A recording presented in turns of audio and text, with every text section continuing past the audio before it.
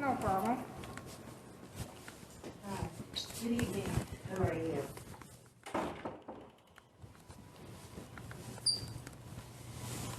So thank you so much for agreeing to meet with us. We didn't want to frighten you, but we had to find you within this time bracket. I'm here because I received a call.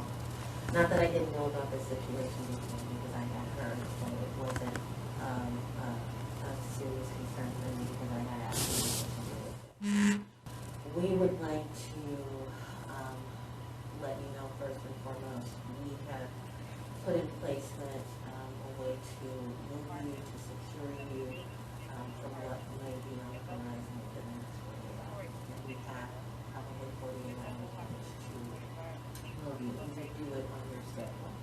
I cannot say what specifically will take place. I just know that it will disrupt your freedom and particularly the freedom of one or more of your family members.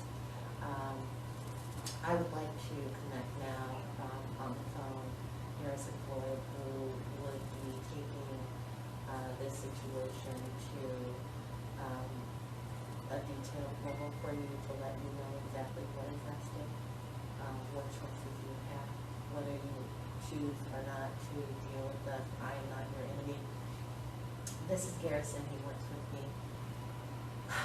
You are elusive for a party that needs to tidy up. I work with some of the biggest names in the industry. Crisis is my thing. One thing we don't want to do for you is create another person. I'm going to call Harrison Floyd. I'm going to put him on speaker. And who is Harrison Floyd? Harrison Floyd is Harrison Floyd.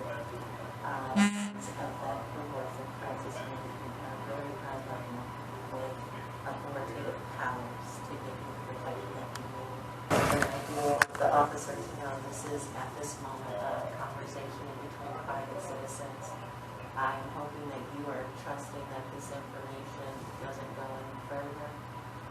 I have to honestly advise, I don't know her background. I can step over there if you're comfortable. That's fine? Yeah, I want her to be comfortable, but I also want to advise her that there are federal people who are involved here that I don't know who is connected to who.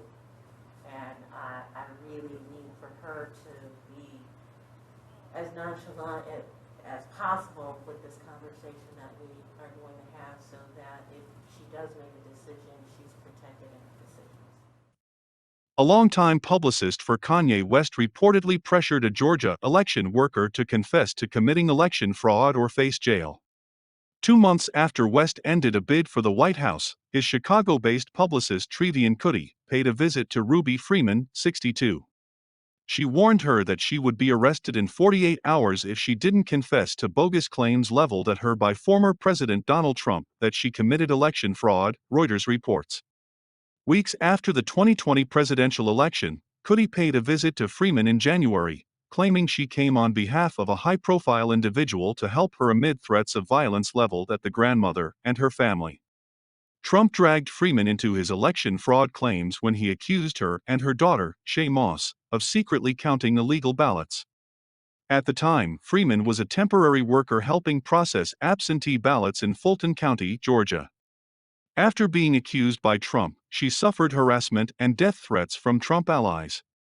When Kutti showed up at her door on January 4 offering to protect her from certain danger, Freeman was reluctant to talk to her alone.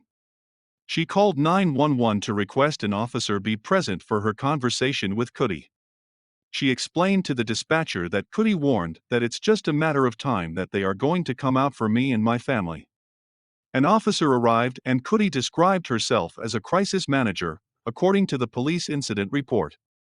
She insisted that Freeman was in danger and had 48 hours before unknown subjects descended upon her home of 20 years. At the officer's suggestion, the women agreed to continue the conversation at the police station, where part of their interaction was recorded on body cam.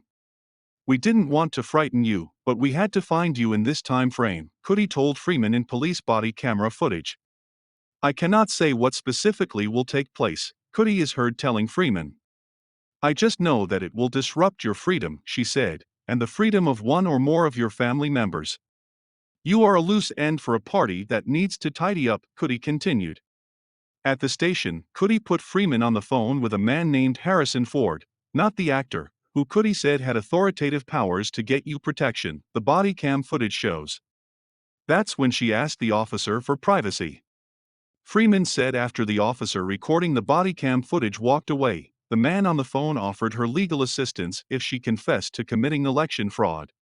Freeman recalled Kutti saying, "If you don't tell everything, you're going to jail." Freeman refused and told Kutti the devil is a liar before ending the conversation.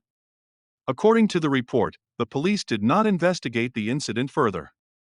A day later, Freeman and her family fled their home on the advice of the FBI amid growing threats. On the morning of January 6, 2 days after Kutti's warning, a mob of angry pro-Trump protesters shouting in bullhorns surrounded Freeman's home. It's unclear if Kutti still works for West.